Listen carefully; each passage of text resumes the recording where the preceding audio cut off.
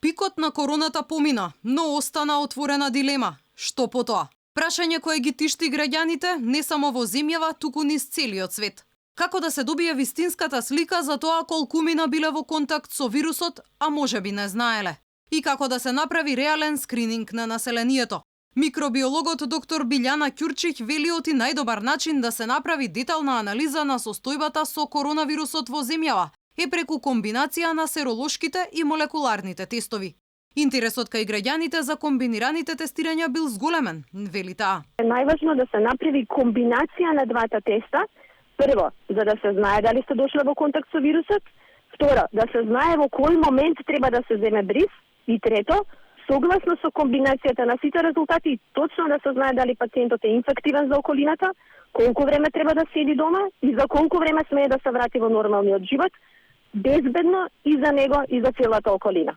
Само на тој начин може да се справиме со пандемијата и да ја запреме.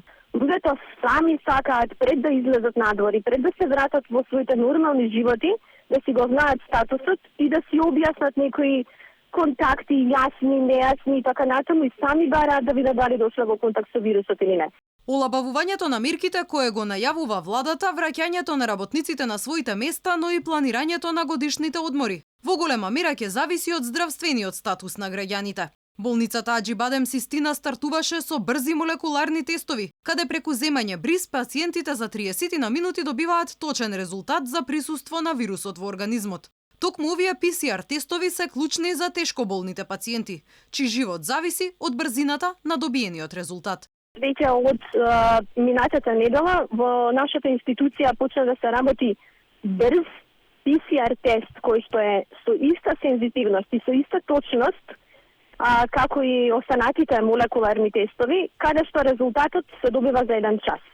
Мислам дека тој ќе биде идеален заради сите оние кои што ќе треба итно да патуваат и ќе ги направат практично двата теста, серолошкиот и овој брзиот ПСР тест е брз само заради тоа што се даваат обеднаш резултати, меѓутоа е на ниво комплетно на она што се работи во светот со молекуларни тестови. Инаку ковид пандемијата во земјава фатално заврши за граѓани кои со денови ги чекаа резултатите од тестирањата во државните институции или пак чекаа термин за да бидат тестирани. Токму тестирањата и строгите алгоритми предизвикаа бура реакции во јавноста и незадоволство од работата на институциите.